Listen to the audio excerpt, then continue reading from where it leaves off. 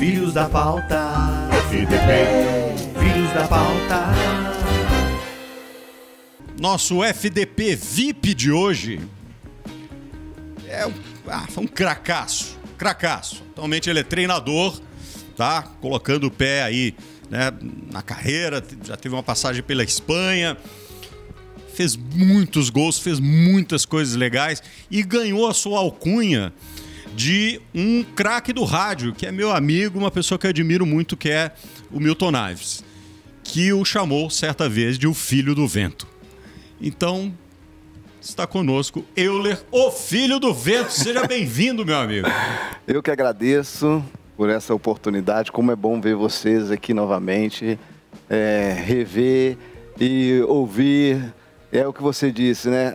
A rádio, eu sou muito grato porque a minha carreira passa para mim pela rádio, passa pelas entrevistas, pelo aquele pessoal que nos ajuda dentro de campo. Então, assim, eu fico grato realmente por esse momento e por vocês também. Muito obrigado. Seja bem-vindo. Você agora é um FDP VIP. Não sou FV. É FV? Filho do Vento. Ah, Filho do Vento. É, boa. Então você é um FV FDP agora. Tá certo? FV FDP. Domênico Mering, boa noite. Boa noite, seu Bob. Então tá, estamos com o Filho do Vento, Guilherme Mendes. Boa noite, Bob. Onde estará a CJ neste momento? Eu tô sentindo um buraco. Pois é. No estúdio. Cadê O que o aconteceu? CJ acho que tá de chinelinho. Ele tava na transmissão mais cedo ele com a gente. sentiu. Aí ele entendi. Saiu o Arana saiu sentindo, ele saiu sentindo pro outro lado. É piada, né? Aí fugiu da coletiva, né? Não, pelo Fugiu amor da de coletiva, Deus. não apareceu. Tudo bem, não tem problema, não. Pelo menos eu tô livre de dar carona pra ele hoje, então. Pelo menos Você vai isso. economizar- hoje você vai economizar seu Eu combustível. dou uma volta de 8 km pra dar carona pro CJ todo dia, cara. Ô, Bob, você estava falando agora há Fala, pouco velho. do rádio. Nesses cursos de media training que eu dou através da minha empresa, a gente mostra sempre pesquisas de credibilidade dos veículos de comunicação. Não sei se a grande maioria dos nossos web tele-ouvintes sabem, né? O rádio é apontado pelos brasileiros como a mídia de maior credibilidade. Supera a televisão, supera site, supera a rede social. A força que esse veículo tem, né? Um negócio sensacional.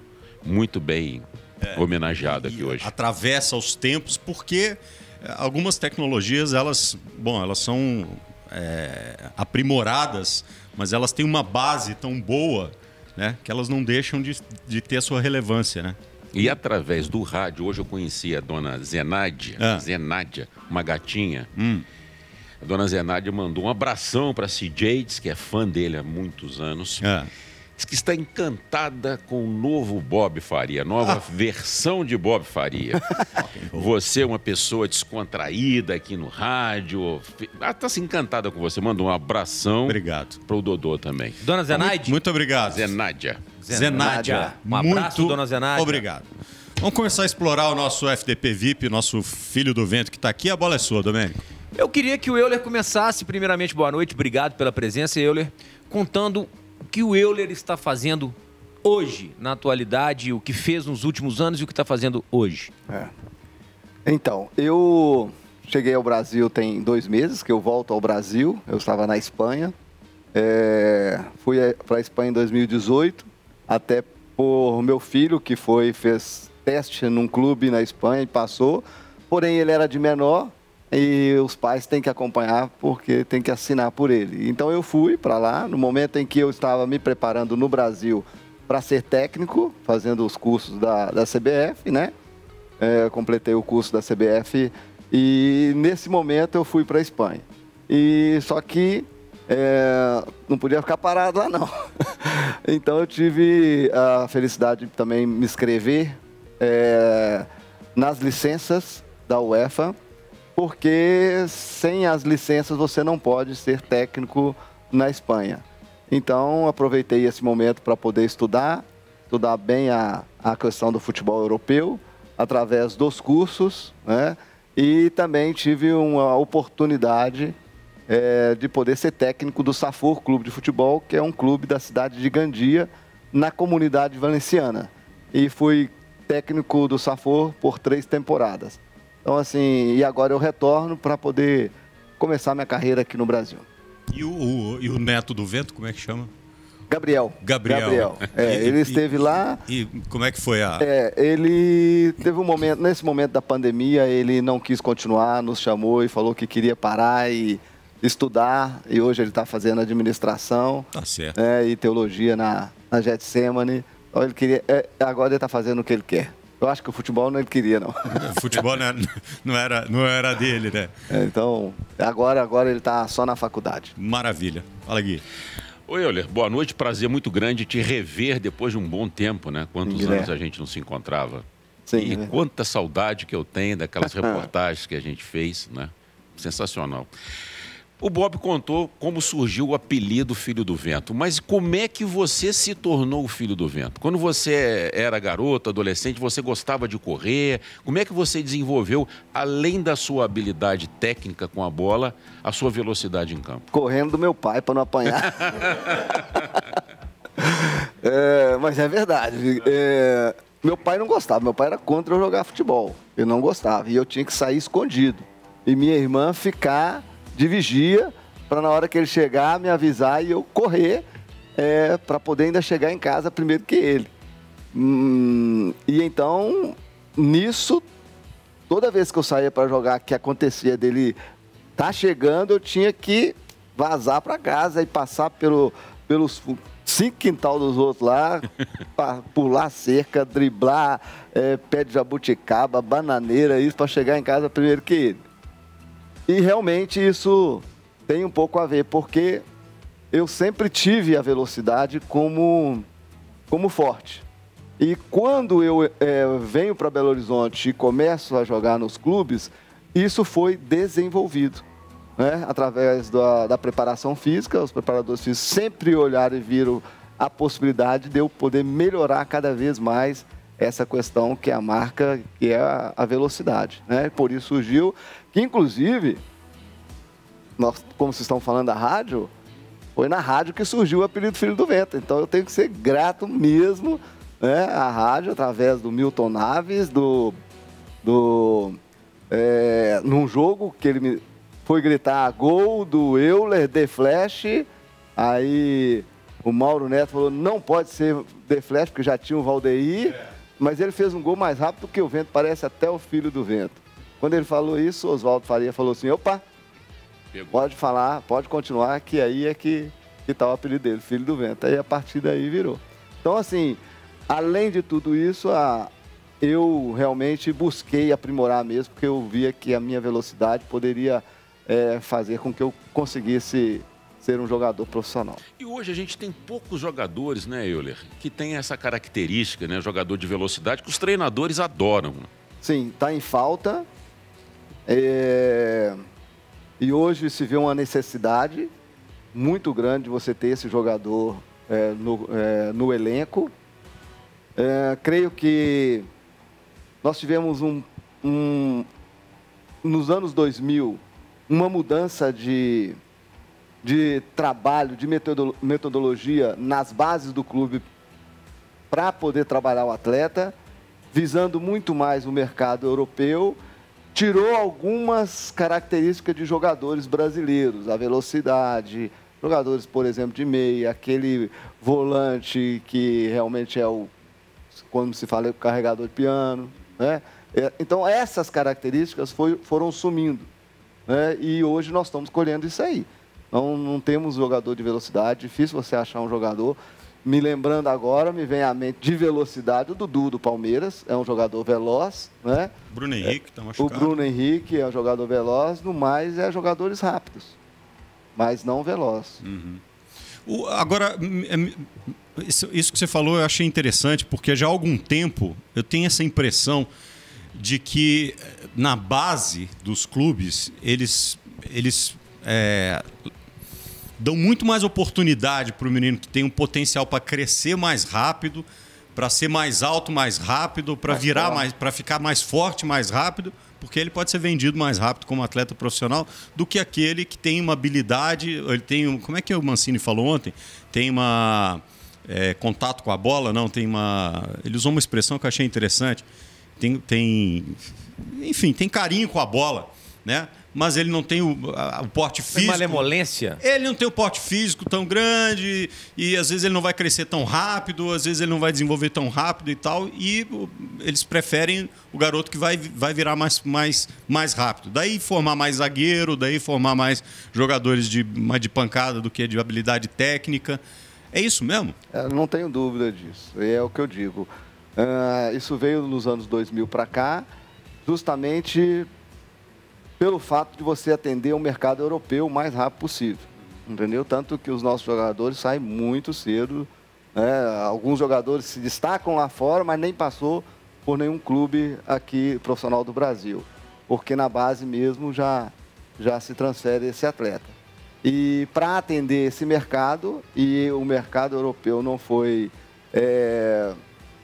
bobo, viu que isso que poderia acontecer, e os clubes, de fato, trabalharam nessa linha de raciocínio, formar jogadores para uma venda para a Europa do que formar jogadores para os seus clubes. E aí sumiu a característica e a identidade dos clubes. Ô Bob, tem uma historinha assim, é bacana a gente contar para o nosso ouvinte, nosso telespectador, nosso web.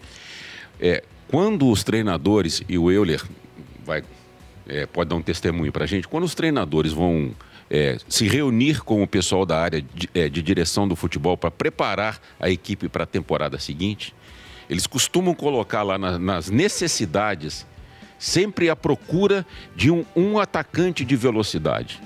Eu vi Dorival Júnior pedir ao Eduardo Maluf, que era diretor do Cruzeiro, eu preciso de um jogador de velocidade, nós temos que encontrar. Vi Adilson Batista pedir, vi o Cuca pedir diversas vezes, e o Atlético de 2013 da Libertadores, né, Domênico? É um grande exemplo, né? Tinha o jogador de velocidade que hoje os treinadores pedem com insistência. Mas é o que o Euler falou, parece que na categoria de base não existe a preocupação de valorizar esse tipo de jogador. Eu acho que na base hoje eles treinam muito campinho reduzido, não ele? Toque, não treinam muito a habilidade, a jogada individual, né, que o Mancini falou ontem aqui pra gente, né? Os jogadores, o brasileiro hoje praticamente ele não sai pro corpo a corpo para tentar driblar um adversário. E a gente tem pouquíssimos jogadores de velocidade. Houve uma época assustadora em que os treinos eram a base de 2 toques. Uhum. De 2 toques. Todos os treinamentos eram a base de 2 toques, 2 toques, 2 toques. Eu vou driblar quando? Que hora que eu vou driblar? Então, assim, realmente... Então, isso fez com que sumisse as características. Bem colocada a questão do Atlético, o América é a mesma coisa. Se olhar a história do Atlético, olhar a história do América, falando desses 2 clubes, porque o Cruzeiro é diferente, sempre teve um modelo diferente de Atlético e América, mas os 2, sempre quando teve um atacante de velocidade, ganhou algo. Teve sucesso, teve boas vitórias. Então, sempre foi assim e sumiu. Falando como treinador, qual que é a importância desse jogador? Assim, estrategicamente, como é que se usa um jogador de velocidade com características como você teve, ou como o Dudu, ou como o Bruno Henrique? Como é que estrategicamente você usa? Romper linhas, as bolas diagonal, entendeu? Você jogar por banda, por fora, entendeu? As jogadas por fora, porque por dentro há congestionamento, então você precisa... A busca do terceiro homem, sendo ele esse terceiro homem, onde vai fazer a ultrapassagem, e você poder colocar a bola na frente, você sempre chega primeiro. E falando de determinados clubes, a identidade do clube, que muitos clubes jogam à base do contra-ataque. E se você joga à base de contra-ataque ou tem o contra-ataque como uma das armas, entendeu? Tem que ser com jogador velocista, de velocidade. Porque hoje mais ainda, porque antes a gente era veloz, mas os caras não queriam que você marcasse lá atrás, entendeu? Aqui atrás a gente resolve, vocês é lá na frente, então cuida lá da frente. Então até o meio campo a gente dava uma força na marcação, mas lá não voltava tanto quanto se volta hoje. E às vezes é uma necessidade muito grande disso. Vamos dar um exemplo, o Atlético no jogo de hoje, jogou bastante tempo com a posse de bola no campo ofensivo, entendeu? E não teve tanto sucesso. Às vezes você pode fazer uma estratégia trazendo o adversário para cima de você e jogar no contra-ataque. Entendeu? E essa variação dentro do jogo, na minha opinião, ela tem que existir. Porque senão fica previsível. Para o adversário fica previsível. É isso, vamos marcar isso, pronto, acabou. E se você tiver uma estratégia diferente nas fases do jogo, aí você pode ter mais sucesso. Ô Euler, você falou aí que correu muito do seu pai, desviando de árvore. E eu imagino que você, como todo garoto que sonhava em jogar futebol, jogava bola na rua, no terrão, jogava na várzea. Quando aparecia ali uma graminha, você falava, meu Deus, hoje eu vou jogar uma bola num campinho de grama. Hoje os campos estão dando lugar aí para as gramas sintéticas e o gramadinho tem que ser aparado, tem que ser tudo muito bonitinho, muito lindo, eu concordo, mas lá em cima no profissional. Os meninos estão chegando hoje mais sem técnica por conta do advento da grama sintética. Hoje tudo é escolinha, grama sintética, a bola rola macia, rola redonda, não tem mais o improviso. O improviso acabou, está acabando. De tudo um pouco, Domênico. Antes de você chegar num campinho desse, é aquilo que eu digo. Você, sem querer, você treinava a sua parte de agilidade. O garoto que tinha livre acesso na rua, entendeu? Você subia a árvore, você descia a árvore, você pulava a cerca. Então você ali já se treinava, você já criava situações que você iria precisar quando você entrasse no futebol, que é o famoso gesto técnico. Então, para um passe, você parte de um princípio de ter um gesto técnico para que esse passe saia melhor, saia bem feito. Nosso querido mestre Tele Santana, ajeita o corpo, senão a bola sai, ajeita o corpo, Cafu, senão vai cruzar para o inimigo. Então, todo o treinamento dele, a base... o princípio era o gesto técnico. Essa questão dos campos hoje, está tudo mudando para arena em grama sintética, não tem como fugir. Vai ser assim. Principalmente porque os meninos não querem mais o campo de terra. Eu tenho um projeto social, ele funciona em um campo de terra e na grama sintética, com parceria no Inconfidência. Quando é lá no Cascalho, na grama de terra, vai 20, mas quando é lá no Inconfidência, vai 50 meninos. Então, eles estão preferindo. Então, agora você tem que adaptar isso. Não tem outra forma. Você que tem que adaptar através das suas tarefas. Colocar tarefas da qual você vai ganhar o gesto técnico, na qual você vai ganhar as ações técnicas, o raciocínio do garoto, vai ter que ser tudo dentro das tarefas. Não tem outra forma. Você falou do Tele Santana aí, né? Para mim, o Tele Santana foi o maior treinador brasileiro de todos os tempos. Não só pelo jeito dele, mas pelos os times que ele montou, tudo que ele ganhou. Eu realmente acho que ele foi o maior treinador brasileiro de todos os tempos. O que ele tinha de diferente em relação a todos os outros grandes treinadores com os quais você trabalhou? Cara... Tele Santana, é o que você falou, para mim ele é um mestre porque ele foi perfeito em tudo. O Tele Santana, taticamente, porque eles falam, o Tele Santana taticamente não era bom. Eles falam por causa do futebol de hoje. Se for assim. Por causa do futebol. Mas se o Tele tivesse em ativa, ele também não estaria se atualizando e se tornaria muito maior ainda? É quando falam que o Pelé hoje não jogaria o que ele jogou. Você imagina o Pelé hoje. Com a preparação física que tem. Com a chuteira, com a grama, com a preparação física que tem. Ele seria tão gênio quanto, né? E o Tele seria tão bom quanto, porque ele se prepararia. Eu que fiz a UEFA B, A e Pro, eu digo para vocês, se fala do Tele Santana, se fala da seleção, se fala da seleção de 82, entendeu? E o que se fala, tudo parte de alguns princípios que o Tele já falava. Na minha vida, o Tele foi tão importante. Por exemplo, eu saio do América, vocês vão lembrar, claro, como ponta direita.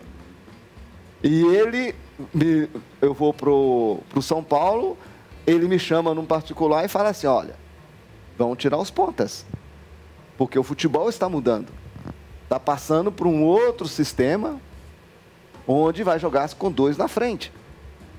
E você joga aberto, com jogadas de dentro para fora. Precisa aprender a jogar para dentro, de dentro para fora, com bolas de fora para dentro.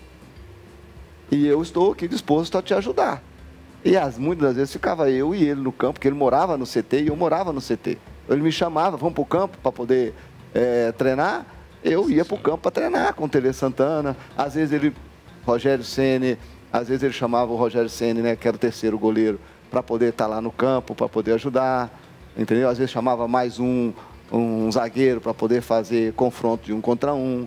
Entendeu? Que é a base hoje dos estudos, entendeu? E de treinamento é confronto de 1 contra 1 e 2 contra 1. Né? Então, assim, o Tele já olhava na frente, o Tele já estava lá na frente. Né? Então, assim, é o mestre, né? Não é à toa, que a minha referência, sem dúvida nenhuma, é o Tele Santana. Aí tinha aquela história do Jô Soares, né? Você lembra? Bota ponta. Bota ponta, Tele. Tudo tem ponta, Tele. Triângulo tem ponta. Por que a seleção não tem ponta, Tele? Você já estava pensando lá na frente. Né? E hoje, a maioria dos clubes joga em um sistema com 2 extremos, né? Com 2 pontos, no 4-3-3. E com pé invertido, né? E alguns com pé invertido. Com pé invertido, né? O que é, assim, ele já enxergava muito lá na frente. Aqui, relembra... Nevou aí não. Relembra para a nossa audiência a pergunta que você deixou. O Daniel aqui do YouTube perguntou pro Euler qual foi a sensação ao ouvir o Romário dizer que você foi um dos jogadores mais inteligentes com que ele jogou. Para mim é uma satisfação muito grande e... grato. Por quê? Eu tinha um sonho de jogar ao lado do Romário. Eu tinha um sonho. Eu tive vários sonhos na minha vida, na minha carreira, muitos Deus realizou. E esse também foi realizado. E quando eu estava no Palmeiras, eu recebi algumas propostas no término do meu contrato com o Palmeiras, em 2000. Né? E uma delas foi a do Vasco da Gama. E quando eu tive a proposta do Vasco da Gama, eu não pensei 2 vezes, uma vez que o Palmeiras, o presidente já tinha dito que queria que eu saísse para gerar receita para o clube, né, a importância para isso acontecer. E aí estava o Romário. Eu falei assim, é a minha grande oportunidade de poder jogar ao lado do Romário. Porque o Romário já era um artilheiro nato, né? E eu ainda tinha o sonho de jogar na seleção brasileira, então eu recusei algumas propostas também de fora, porque eu ainda tinha esse sonho, queria realizar esse sonho. E fui pensando da seguinte forma, eu quero fazer do Romário mais artilheiro ainda. Todos os clubes que eu joguei, eu nunca tive a pretensão de ser artilheiro, mas sempre quis fazer o artilheiro. Então eu sempre, minha meta, meu alvo era rolar a bola para o centroavante fazer o gol e ser artilheiro. E assim foi desde quando eu comecei com o Hamilton no América, o Reinaldo no Atlético, artilheiro da mesma forma. Fui para o São Paulo, a mesma coisa com o Miller. Aí volta aqui para o Atlético o Reizinho, o Reinaldo com o Reinaldo. Aí vou para o Palmeiras, o Oséias, né, o Evaí também. E no Vasco, o Romário. Então eu fui com um objetivo, rolar a bola para ele, entendeu? Rolar a bola para o Baixinho fazer gol. E no ano 2000 ele já acabou sendo o artilheiro do Campeonato Brasileiro, e em 2001 o maior artilheiro do mundo. Ele fez, se não me engano, 74 gols em 2001. E ele era aquele cara chato, que se você não tocava a bola pra ele, falava, pô, parceiro, tô aqui sozinho, pô. Não só como se não tocou a bola, como se você fizesse 2 e ele não fizesse nenhum. Nossa. Aí era insuportável, porque ele é que tinha que ser o cara sempre do jogo, os gols tinham que passar por ele. Eu sabia disso e eu fui para ele com esse objetivo. Meu objetivo era rolar a bola pro Baixinho fazer gol. Fiz meus golzinhos também, mas o objetivo era... Fazia o gol e falava assim, desculpa, Baixinho. Desculpa, a bola sobrou aqui, eu empurrei, desculpa. Agora, assim, para um jogador com a sua característica, né? você ter um cara que domina o espaço da grande área era o ideal. Perfeito. E olha só a lista de caras que dominavam o espaço da grande área que você está falando aí. Sim. Né? Sim. Os jogadores que sabiam se posicionar. O Romário foi o maior de todos nesse sentido. Sem Assim, dúvida. depois do Reinaldo, na minha opinião, ele era o cara que mais dominou esse espaço da grande área. Mas é uma lista considerável, né? E é isso. Eu tinha comigo que a minha característica ia casar com a do Romário e a gente poderia fazer uma grande dupla no futebol brasileiro. Entendeu? Então, essa foi a minha meta e um sonho realizado. Talvez por isso, né? Que ele deixa bem claro essa questão da minha pessoa, mas é porque eu rolava a bola para ele. Mas ele não pediu para você engraxar a chuteira dele, não, né? Não. Outro dia eu vi o Ronaldinho falando isso. Até porque era uma época que era só chuteira preta mesmo, então não tinha não tinha aquele problema. brilho todo. Ô, Euler, deixa eu te apertar um pouquinho. Você foi campeão no América, foi campeão no São Paulo, no Atlético, no Palmeiras, no Vasco da Gama e no São Caetano, ok? Desses times todos aqui, qual foi o grande time da sua carreira, assim? Aquele time que você falou, esse foi o mais espetacular que eu joguei. Quando você é campeão, você está num elenco maravilhoso. A começar do primeiro título, que foi o Campeonato Mineiro pelo América, depois de 23 anos que a gente conquistou, olha o time que a gente tinha. Era um timaço, né? Como pode pensar um São Caetano, você ser campeão paulista com São Caetano, mas olha o time que a gente tinha do São Caetano. Jogadores de seleção brasileira, treinadores, inclusive, começou com o Tite, aí o Tite sai, entra o Muricy Ramalho, e a gente é campeão paulista com o Muricy Ramalho. Mas eu destaco na minha carreira o ano de 2000, onde eu estive a primeira passagem, o primeiro semestre no Palmeiras e o segundo no Vasco da Gama, onde eu cheguei em todas as finais e conquistei o título do Rio-São Paulo, conquistei o título brasileiro, conquistei o título do Mercosul e a convocação para a seleção brasileira, também no ano 2000. Então, para mim, o ano 2000 na minha carreira foi o ano perfeito. Então, vamos lembrar a escalação você lembra a escalação desses dois times?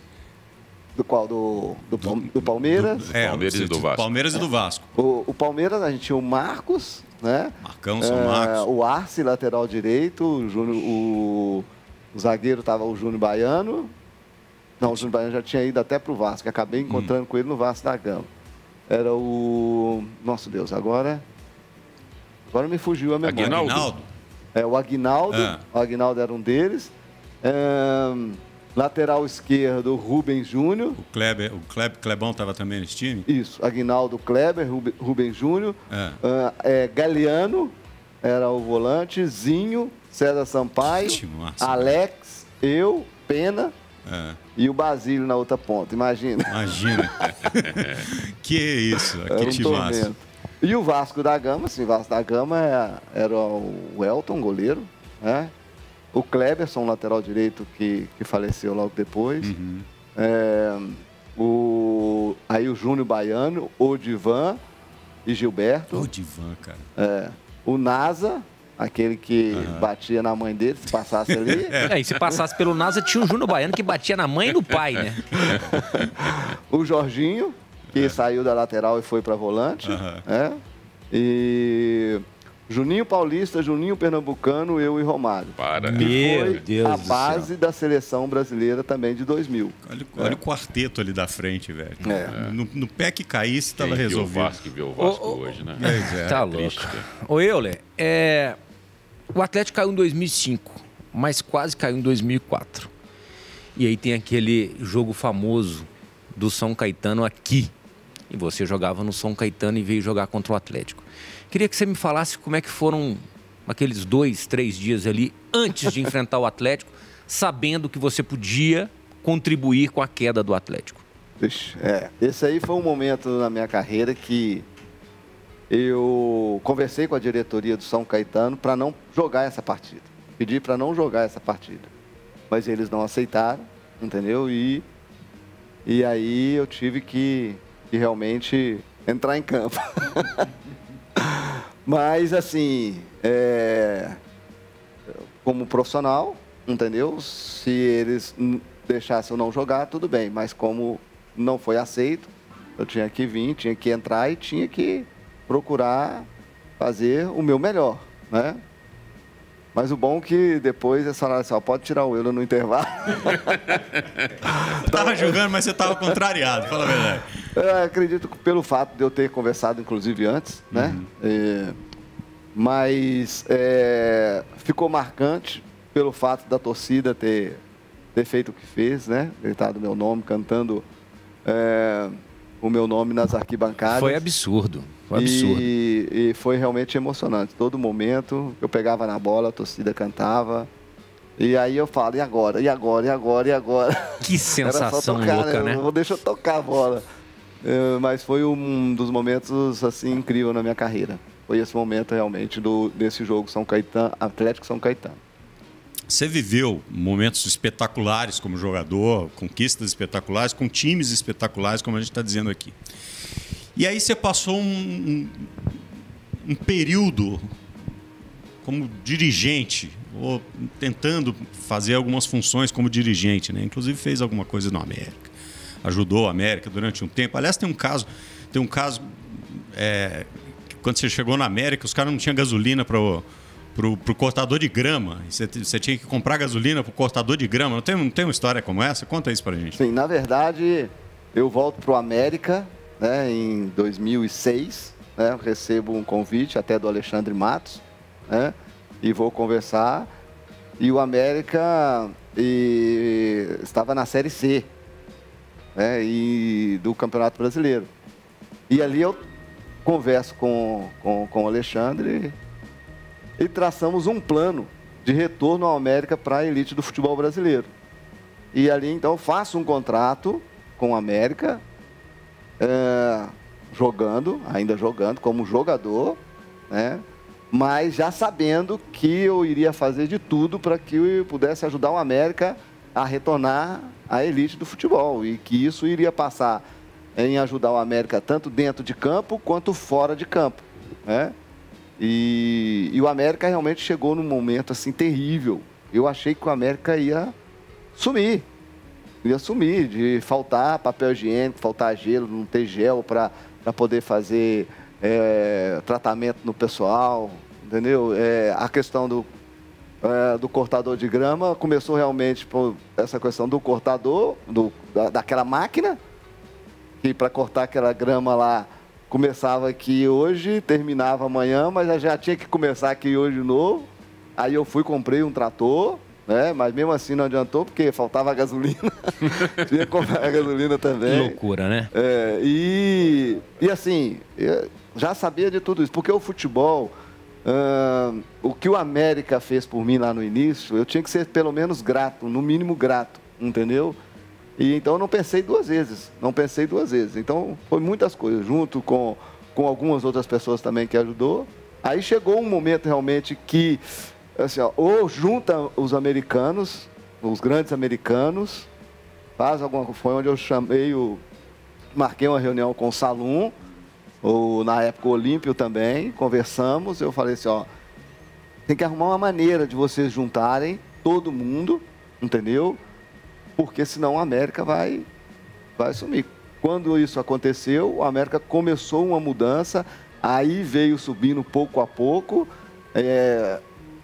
ainda teve a queda para a segunda divisão do Campeonato Mineiro, né, que até comprei ingresso para torcedor, porque futebol sem o torcedor, cara, para nós atletas que estão ali dentro de campo, é terrível, é duro. Até o pênalti em 2 toques, eu pensei no América. Porque nós fomos jogar contra o Ideal, um jogo que valia o título da segunda divisão do Campeonato Mineiro, né? E assim, o América alguém tem que falar do América desse título, não é possível. Olha que negócio aí interessante, eu chamei o Douglas, centroavante, falei assim, olha, vamos fazer algo diferente aqui, vamos bater um pênalti em 2 lances, a gente cava um pênalti, se tiver um pênalti, vamos bater em 2 lances. Chamei o treinador, que era o alemão, e falei assim, pedi permissão para poder fazer isso. Treinamos e aconteceu para que pudesse passar o nome do América, pelo menos virar notícia. Para virar notícia. Entendeu? Então, assim, espetacular isso o que eu podia fazer, eu tentei fazer para poder ajudar o América a se erguer novamente. Bacana. A gente está conversando com o Euler o filho do vento. Daqui a pouco a gente vai falar do futuro, o que ele está planejando aqui. Agora deixa eu falar da Estrela Bet. Se você manda bem na hora de acertar o placar dos jogos, tem que apostar na estrelabet.com. Craque quando o papo é apostas e jogos online com direito a título e tudo mais, né? Porque foi eleita a melhor casa de apostas esportivas do Brasil pelo Brazilian iGaming Summit. Na nossa língua aí, Encontro Brasileiro de Jogos Online, um evento tópico, único, né? Um evento incrível aí desse setor no país. Por quê? Porque estrelabet.com é muito mais jogos, muito mais emoção, tá certo? São mais de 30 esportes, 2.500 jogos online para faturar muito. Estrelabet.com, a melhor casa de apostas do Brasil. Bola é sua, Gui. Vamos lá. Craque de bola, super-homem de marketing, né, cara? Isso é uma jogada de marketing extraordinária. Extraordinária. Cara. Hoje, treinador. Vamos bater um pênalti em Falando dois em marketing, antes que eu me esqueça, um abração para nossa querida Nina Abreu, que está aniversariando hoje. Beijão nossa, pra 7 Nina. de setembro, aniversário da Nina. Fazendo 26 Bem aninhos lembrado. hoje. 26 aninhos. 26. Beijo, Olha, Nina. Você que hoje é treinador, eu costumo dizer assim que parece que é quase que uma divisão no trabalho do treinador da parte dele de campo e a parte dele de vestiário, administração de pessoas, gestão de grupo. Há pouco tempo eu encontrei com o Wagner Mancini e nós começamos a tomar um café e o Wagner virou para mim e falou: olha, hoje essa parte está tão equilibrada que praticamente eu tenho 50% de trabalho no campo e 50% de gestão. E no intervalo, mais ou menos, a gente conversava sobre isso aqui. Qual que é a sua opinião sobre esse assunto? Perfeito, é isso mesmo. Eu ainda acho só que a gestão de grupo ela tem um percentual maior, mas não tem dúvida nenhuma de que você precisa realmente desse profissional que dentro do vestiário ele comanda, ele saiba comandar, ele traz o atleta para entender a sua ideia, aquilo que você quer realmente que aconteça dentro de uma partida. A mesma coisa vestiário no treinamento, entendeu? Nos treinamentos, porque você só vai realmente colocar em prática aquilo que você treinou. Né? Se você for para campo e fazer coisa que não treinou, a tendência é que vai dar errado. Mas, e com toda certeza, sem dúvida nenhuma, essa questão da gestão hoje, ela não pode faltar, de jeito nenhum. Tirando o Tele, quem foi o treinador com o qual você trabalhou que equilibrava melhor isso daí? Filipão. Filipão. Conta pra gente. O Filipão, aquela coisa que família Filipão é a mais pura verdade. Nós já chegamos a ficar, por exemplo, em 99, quando fomos campeões da Libertadores, 21 dias concentrados em um hotel para jogar 3 competições, o Paulista, a Copa do Brasil e Libertadores. E não teve nenhum problema. Não teve nenhum problema de grupo, porque o Filipão comandava isso como ninguém. Comanda. Aí hoje na final da Libertadores. Final da Libertadores, com o Atlético time Paranaense. Limitado. Entendeu? Então, ou Quem seja, diria? porque ele conhece a competição, sabe jogar essa competição e o seu grupo abraça a ideia dele e vão embora. É isso aí. E tem muito isso aí, né? Quer dizer, nós estamos falando do Filipão, campeão do mundo e tal, tudo mais. E ainda tem gente que fala assim, o cara tá ultrapassado, o cara tá velho, o cara tá isso, tá aquilo. A única coisa que você não perde é a experiência, né? A experiência você só ganha na vida, né? Talvez o Filipão seja o que eu acabei de falar aqui, com um percentual maior de gestão de grupo, entendeu? O Filipão talvez seja esse cara que tem um percentual maior de gestão de grupo do que trabalha em campo, entendeu? E princípios táticos, princípios técnicos. Mas tem. E ele, com essa gestão de grupo, ele consegue, principalmente em determinadas competições, que é o caso do mata-mata, em que vale muito mais esse percentual mais alto. Queria que você falasse pra gente, Euler, do momento. O que você está pretendendo fazer? Quais são os seus planos? Você estava conversando com a gente ali antes de começar o programa. Fala aí para nós. Sim, eu volto para o Brasil com a ideia de um planejamento de carreira. Eu acho que o Brasil tende a melhorar o futebol. Como? A partir dos clubes virarem empresa, a partir da entrada da liga e, consequentemente, uma organização melhor da competição, principalmente Série A e Série B. Então, Só que isso vai levar um tempo, não vai ser da noite para o dia. E eu quero crescer junto com esse tempo. Por isso que a minha ideia é um planejamento de carreira dentro de um clube de futebol, aqui em Belo Horizonte. Eu sou daqui de Belo Horizonte, se isso acontecer aqui em Belo Horizonte, para mim vai ser perfeito, entendeu? Então, isso passa por estar à disposição no profissional, como um auxiliar fixo, por exemplo, do clube, entendeu? E até mesmo um sub-20 no clube, onde eu quero pegar esse tempo, entender realmente como é que o clube vai agir, entendeu? Os treinadores que vão estar nesse clube durante esse tempo, ou o treinador, a minha vontade, o meu sonho é que um treinador permaneça mais tempo no clube, entendeu? Mas enquanto não vier essa organização, acredito que vai ficar essa dança de cadeira aí. Mas eu tenho fé que isso vai melhorar. E por isso eu venho com esse plano de carreira, pensando realmente que essas questões vão melhorar no futebol brasileiro e com isso vai dar mais estabilidade para o treinador. E eu num clube, vendo isso acontecer, eu vou aprender mais ainda. Por exemplo, eu estive na Espanha, 3 temporadas, eu fui campeão da primeira, a segunda tivemos o problema da pandemia e a segunda eu fui vice-campeão. Então, eu tive um bom trabalho, mas para mim ainda não é o suficiente para poder pegar uma equipe na primeira divisão aqui no Brasil, por exemplo. Então, se eu puder, pouco a pouco, passo a passo, daqui uns 3, 4 anos está à disposição. Com o planejamento, está à disposição para realmente eu estar preparado. Você já apresentou esse planejamento para Atlético, para América? Sim. Na verdade, eu tive realmente um primeiro contato, né, tanto no Atlético quanto no América, e já apresentei. E agora é esperar, né? Esperar. Se tiver mais propostas também, vamos levar aquilo que eu tenho como planejamento e esperar, aguardar o telefone tocar e vai tocar. A gente começar. Vai tocar porque você é craque. A gente tem 1 minuto para acabar o programa.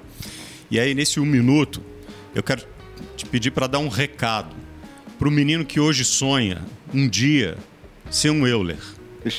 Quando você fala para essas crianças que sonham ser jogador de futebol, o que você fala de essencial? Dá para falar em 1 minuto. Bom, o que eu falo de essencial é basicamente um tripé, né? Para que possa esse menino tentar realizar o seu sonho. Obediência, respeito e muito trabalho. Pode acrescentar fé também, porque sem fé não dá, tem que ter fé. Então são 4 coisas aí importantíssimas que formam uma base para que esses meninos possam tentar realizar o seu sonho. E não esquecer, claro, de estudar, porque o futuro pode ser diferente daquilo que se planeja agora. Maravilha. Euler, o Filho do Vento, muito obrigado. Você foi alçado à condição de FDP VIP, Opa. O que significa que você pode vir aqui a hora que você quiser, inclusive quando você fechar o seu contrato com o seu próximo clube. Por favor, nos avise. Vem aqui para contar o que você vai fazer, quais são os seus planos. A casa é sua. Muito obrigado, viu? Eu que agradeço. Prazer em rever vocês. É uma alegria muito grande, emocionante, porque a gente relembra de coisas e sente saudade, né? Então, muito obrigado mesmo. Notícias importantes, fontes e opiniões, entrevistas, análises.